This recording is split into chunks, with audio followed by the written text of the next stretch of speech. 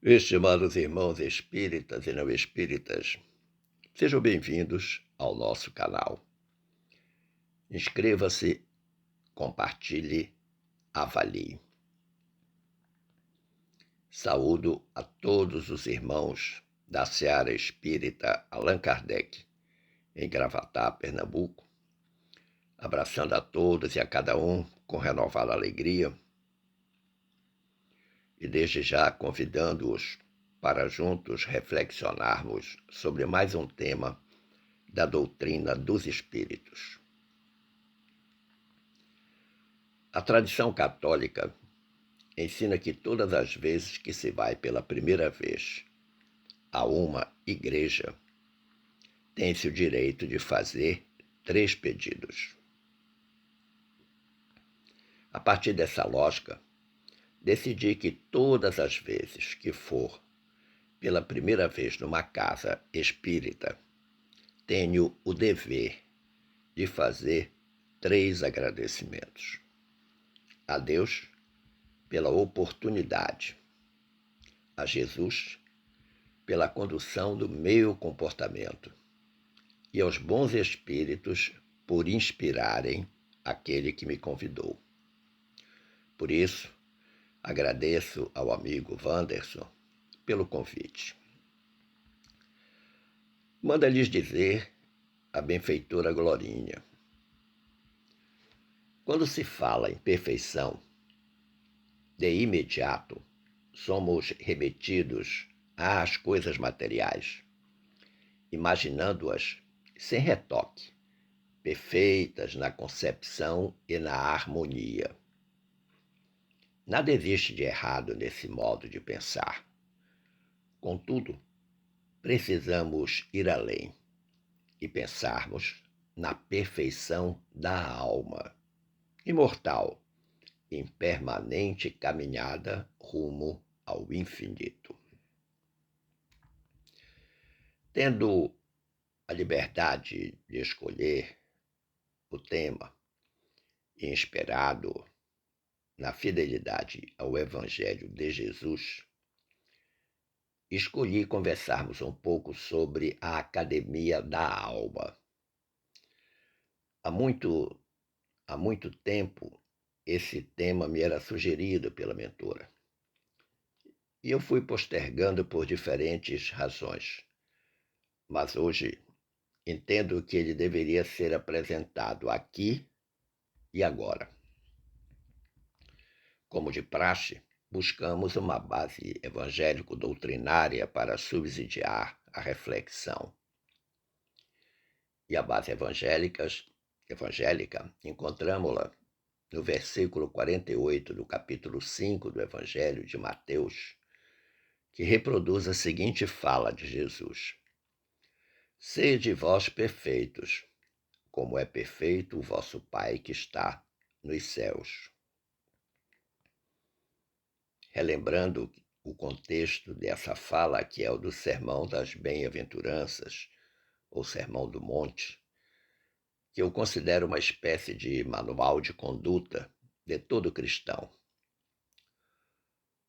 No aspecto doutrinário, encontramos a base no capítulo 17 do nosso Evangelho segundo o Espiritismo, cuja temática central é sede perfeitos. Lá, neste capítulo 17, Kardec, depois de discorrer sobre os caracteres da perfeição, o homem de bem, os bons espíritas e a parábola da semente, recebe 5 instruções dos espíritos, uma das quais, a última instrução, é assinada pelo espírito George, e sobre o tema cuidar do corpo e do espírito. A esse propósito, o espírito George faz acurada advertência sobre a mortificação corporal, que esteve tão em moda nos claustros da Idade Média, dizendo-nos: não castigueis o corpo pelas faltas que o vosso livre-arbítrio o induziu a cometer e pelas quais é ele tão responsável quanto o cavalo mal dirigido pelos acidentes que causa. Sereis, porventura, mais perfeitos se, martirizando o corpo, não vos tornardes menos egoísta, nem menos orgulhosos e mais caritativos para com o vosso próximo? Muito interessante esta colocação do espírito George, e é exatamente aqui que começa a nossa reflexão. E preliminarmente eu gostaria de recorrer a André Luiz, ao benfeitor espiritual André Luiz, lá na obra Evolução em Dois Mundos, capítulo 16, cujo título é Mecanismos da Mente. André Luiz diz o seguinte: assemelhando-se no conjunto ao musicista e seu instrumento, alma e corpo hão de conjugar-se profundamente um com o outro para a execução do trabalho que a vida lhes reserva. Então, André Luiz está fazendo aqui uma analogia entre o músico e o seu instrumento e a alma e o corpo. E diz que ambos têm uma responsabilidade em cumprir o trabalho a que estão destinados. E ele diz mais: e sabendo-se que a alma é direção e o corpo, obediência, é da lei divina que o homem receba em si mesmo o fruto da plantação que realizou, visto que, nos órgãos de sua manifestação recolhe as maiores concessões do Criador, para que efetive o seu aperfeiçoamento na criação. Sinteticamente fala da lei de causa e efeito. E diz ainda: assim sendo, de seu próprio comportamento, retira, nos vastos setores em que se lhe processa a evolução, o bem ou o mal que, lançando ao caminho, estará impondo a si mesmo.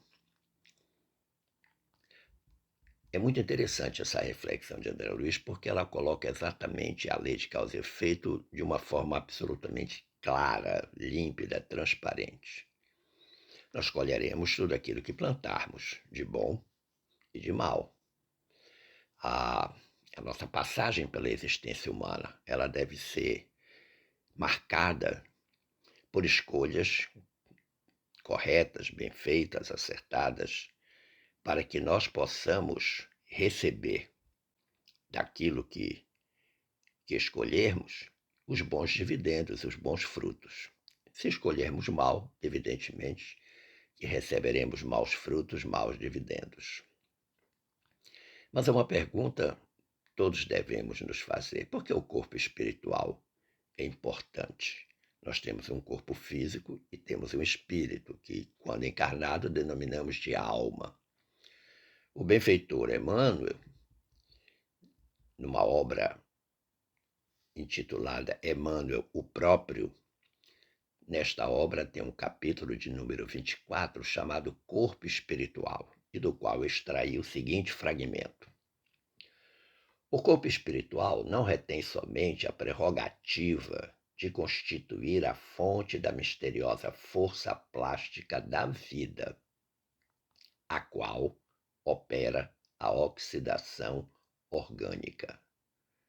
É também ele a sede das faculdades, dos sentimentos, da inteligência e, sobretudo, o santuário da memória, em que o ser encontra os elementos comprobatórios da sua identidade através de todas as mutações e transformações da matéria.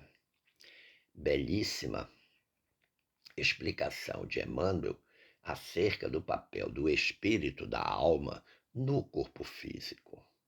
Nós devemos levar em consideração que o corpo espiritual é de evolução infinita, posto que ele é imortal, ao passo que o manto físico é finito, porque é perecível. Quando nós desencarnamos, o espírito, então, a alma liberta-se voltando à condição de espírito e segue para a erraticidade, enquanto que o corpo físico será enterrado ou cremado, a depender da escolha da família daquele desencarnado. Mas numa outra obra de Emmanuel e Chico Xavier, obra essa intitulada Neste Instante, existe um capítulo de número 17, cujo título é Alma e Corpo. E lá o benfeitor Emmanuel assevera com propriedade: não nos esqueçamos de que o corpo na Terra é o filtro vivo de nossa alma. Para que serve o filtro? Para filtrar, para reter as impurezas. É verdade? Então, o espírito, a alma, representa este filtro na nossa experiência terrena. E o Emmanuel diz: nossos pensamentos expressar-se-ão segundo o sentimos, tanto quanto nossos atos serão exteriorizados conforme pensamos. É fato, tudo aquilo que pensamos e sentimos vai naturalmente traduzir-se numa ação. Daí porque a vigilância dos pensamentos e a vigilância dos sentimentos é extremamente importante para que as ações sejam justas e corretas. O Emmanuel diz: todos os processos emocionais do coração atingem o cérebro, de onde se irradiam para o campo das manifestações e das formas. Então tudo começa no coração, tudo começa no sentimento. A depender do sentimento que jaz no coração humano, será enviada uma mensagem para o cérebro que vai então determinar o que vai ser feito, o que vai ser realizado, tanto de bom quanto de mal, a depender da escolha que se faça. Mas é fato que nós temos almas indisciplinadas. Sem dúvida, nós encontramos mundo afora criaturas cuja alma é absolutamente indisciplinada. E nós temos algumas manifestações, todos nós temos alguma manifestação dessa indisciplina. E evidentemente que uma alma indisciplinada vai gerar uma consequência natural para este corpo físico, sem dúvida. Por exemplo, a gula produz a deformidade física. O orgulho estabelece a irritação sistemática. A vaidade conduz à perturbação. A cólera dá origem a graves desequilíbrios. O ciúme leva ao ridículo. A maldade se transforma em delito. O desânimo alimenta o caruncho da inutilidade. A ignorância faz a penúria. A tristeza improdutiva cria moléstias fantasmas. Os hábitos indesejáveis trazem a antipatia em torno de quantos a eles se afeiçoam. A paixão, não raro, conduz à morte. Então, nesta série de circunstâncias de causa e efeito, Emmanuel demonstra para nós as consequências naturais dessa alma indisciplinada. E que nós precisamos exatamente, a partir da vigilância do sentimento e dos pensamentos, executarmos ações que não nos sejam prejudiciais. É fato também que há uma grande preocupação em muitas pessoas, não diria na maioria, mas um número bem grande, de cuidar do corpo físico. E isso é saudável, isso é necessário. Afinal de contas, o corpo físico é o templo da alma. Por quê devemos cuidar do corpo físico? Porque nós sabemos que a atividade física reduz o estresse, reduz os sintomas de ansiedade, melhora a qualidade do sono, melhora a nossa aprendizagem, reduz sintomas depressivos, previne e diminui a mortalidade por doenças crônicas como a pressão alta, o diabetes, melhora a força, o equilíbrio e a flexibilidade corporal e proporciona a socialização e a convivência, que são os grandes benefícios sociais de quando nós cuidamos do corpo físico. Entre os benefícios mais conhecidos estão o combate ao excesso de peso. Muitas pessoas fazem isso por diferentes maneiras. A redução da pressão arterial através dos hipertensos através de exercícios aeróbicos. O controle da glicemia para os diabéticos. A redução da gordura visceral nos obesos ou quase obesos. E o aumento da força e resistência muscular, entre outros tantos benefícios que esse cuidado com o corpo físico pode produzir. O condicionamento físico pode ser autônomo, ou seja, você faz ele sozinho, você segue recomendação profissional, mas realiza sozinho. Ou pode ser um condicionamento físico assistido, em que você vai frequentar uma academia sob supervisão profissional e realizar todos os tipos previstos ou prescritos de exercícios físicos. E quanto à academia da alma?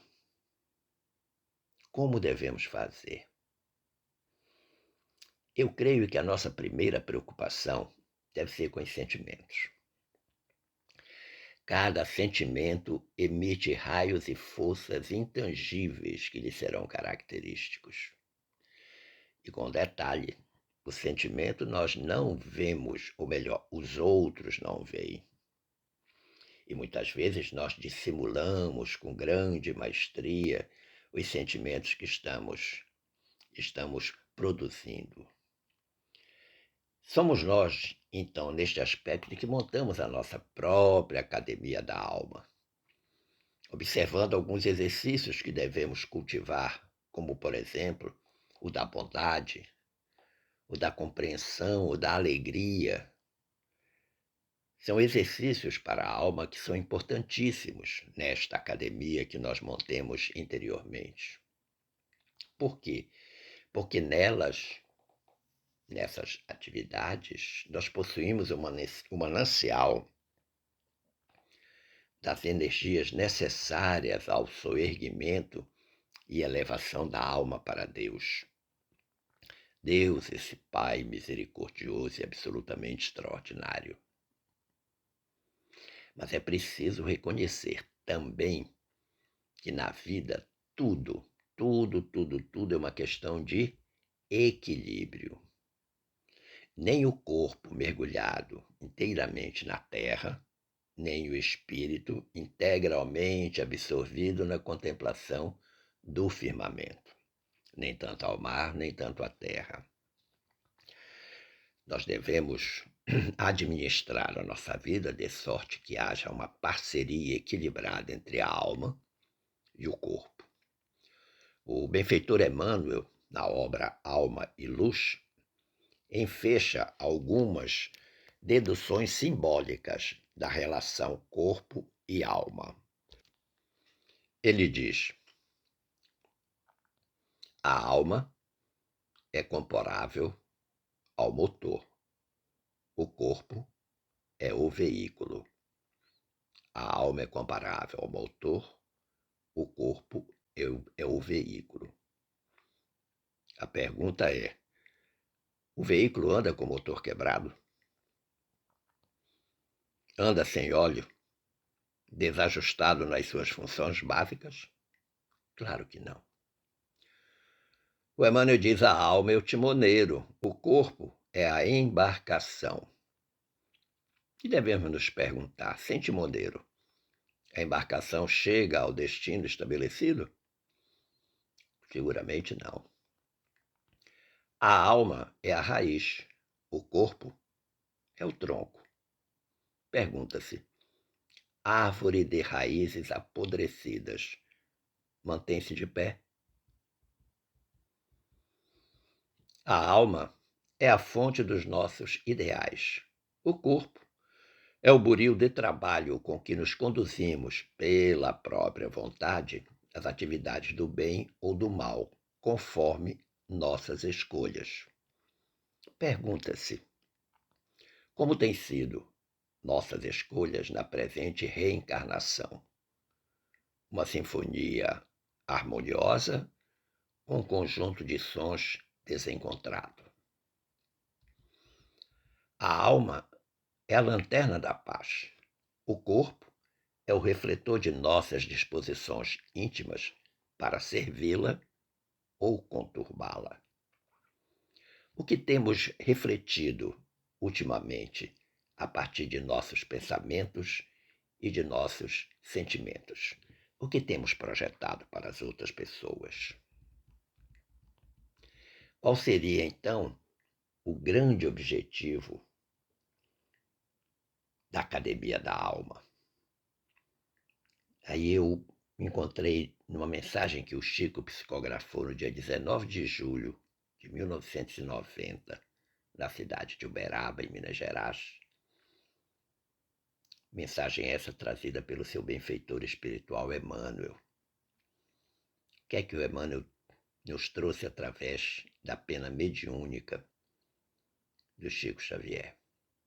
Saibamos procurar a luz nas pedras da existência, estudando e aprendendo, amando ao próximo como sendo nós mesmos e sublimando os ideais de elevação que adquirimos com a realização de nossos princípios. Saibamos procurar a luz nas pedras da existência. Nós temos que nos esforçar para diariamente, a cada instante, estarmos sempre produzindo essa luz. Jesus já havia nos recomendado: vós sois a luz do mundo.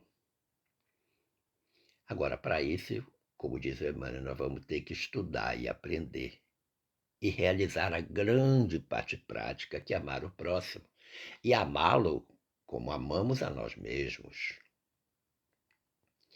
E aí nós vamos, todas as vezes que assim agirmos, nós estaremos nos elevando dentro desses princípios crísticos que haveremos de praticar. Da mesma forma que uma academia para preparar o corpo físico possui uma série de equipamentos, nós também temos uns elementos indispensáveis na academia da alma. Primeiro deles, paciência. Está escrito na Epístola de Tiago, capítulo 1, versículo 4. Tenha, porém, a paciência a sua obra perfeita, para que sejais perfeitos e completos, sem faltar em coisa alguma. Olha que interessante. O apóstolo Tiago colocando a paciência como obra perfeita. E tudo o que nós fazemos com paciência tende à perfeição. Por isso, o personal trainer Emmanuel, permita-me assim nominá-lo, recomenda: para toda perturbação, a paciência é a melhor medida. Sem dúvida, em tempos odiernos, é o que mais nos falta, a paciência. Segundo elemento, o equipamento, melhor dizendo, indispensável na academia da alma: calma. A calma é uma consequência natural da paciência. E aí a gente recorda um conselho de André Luiz, que ele disse: se você está no ponto de estourar mentalmente, silencie alguns instantes para pensar. Quantas vezes nós experimentamos situações que ficamos no limite para explodir? E aí o André Luiz está dizendo: olha, fecha os olhos, acalma, serena, pensa e ficar em silêncio, porque se nós tentarmos manifestar alguma coisa através da expressão oral, com certeza nós acabaremos explodindo. E você pode perguntar, então o silêncio interior é um santo remédio? Sim, mas não basta silenciar, porque o próprio André Luiz vai recomendar que nós trabalhemos. Ele diz, seja qual for a dificuldade, conserve a calma, trabalhando, porque em todo problema, a serenidade é o teto da alma, pedindo o serviço por solução. Não basta apenas ficar no silêncio. Vamos fazer alguma coisa, preferencialmente pelo próximo, já sabendo antecipadamente que tudo que fazemos para alguém, o grande beneficiado em primeiro lugar somos nós mesmos. Terceiro equipamento, prudência. Em Provérbios, capítulo 21, versículo 16, está escrito: quem se afasta do caminho da prudência repousará na companhia dos mortos. Olha que interessante. Quando eu li isso, me dei conta que esses mortos de que se fala nesse versículo 16 aí do capítulo 21 de Provérbios não são os mortos físicos, mas os mortos da alma. O nosso saudoso Chico Xavier assinalou lá na sua obra O Evangelho de Chico Xavier, o próprio encarnado, algo muito interessante. Ele diz: a única coisa que devemos ter medo é de nossa própria reação diante do inesperado. Chamamos de inesperado, por exemplo, uma provocação que alguém inadvertidamente nos faça. Precisamos orar muito para não nos transformarmos em criminosos. Olha que interessante. Coisa simples, né? Quantas vezes a gente recebe esse desafio na vida, principalmente no ambiente familiar, no ambiente de trabalho. Nós somos provocados, somos agredidos. E como é que nós reagimos? E aí o Chico está oferecendo um remédio importante, que é a oração. Outro equipamento que nós devemos ter na academia da alma: sabedoria. Na Epístola de Tiago, agora capítulo 3, versículo 17, o apóstolo diz: mas a sabedoria que vem do alto é pura, pacífica, moderada, tratável, cheia de misericórdia e de bons frutos, sem parcialidade e sem hipocrisia. Tiago está nos recomendando que a nossa sabedoria deve vir a partir das coisas e das leis divinas. Muitas vezes, claro, nós precisamos ter a sabedoria humana, principalmente na atividade profissional que desenvolvemos, sabedoria humana para conviver familiarmente, no ambiente de trabalho, na casa religiosa. Mas devemos lembrar que os nossos grandes mestres, o nosso grande mestre, Jesus, que em Deus, que nas leis divinas, nós encontramos toda a sabedoria que precisamos. E aí o André Luiz tem uma grande lição nesse tópico. Ele diz: não fuja às lições da estrada evolutiva, por mais difíceis e dolorosas, a fim de que a vida mais tarde lhe abra o santuário da sabedoria. André Luiz está dizendo que são nas situações mais críticas, mais difíceis, nos grandes desafios da vida, que nós vamos adquirir a grande sabedoria da existência. Agora, para tanto, nós temos que passar por essas circunstâncias sabiamente. Outro equipamento indispensável: amor. Muito amor. Amor que não se mede, que não se repete, tal como diz a música. O amor ágape de Jesus, manifestado na permanente caridade praticada por todos nós. A caridade moral, a caridade material, a caridade espiritual. Como nós já lemos, amor e sabedoria são as asas com as quais faremos o nosso voo definitivo no rumo da perfeita comunhão com o Pai Celestial. E a esse propósito, o benfeitor Emmanuel nos aconselha dizendo: brilhando por luz de Deus, ainda mesmo nas regiões em que a escuridade aparentemente domina, o amor regenera e aprimora sempre. Olha que interessante. Mesmo que a situação esteja muito difícil, ama. Ama incondicionalmente. Porque o amor tem essa capacidade de regenerar, de recompor aquilo que estava destruído e mais, de aprimorar a nossa alma permanentemente.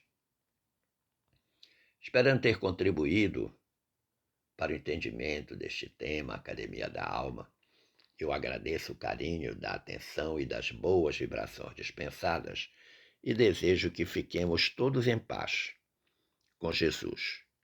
Um forte abraço.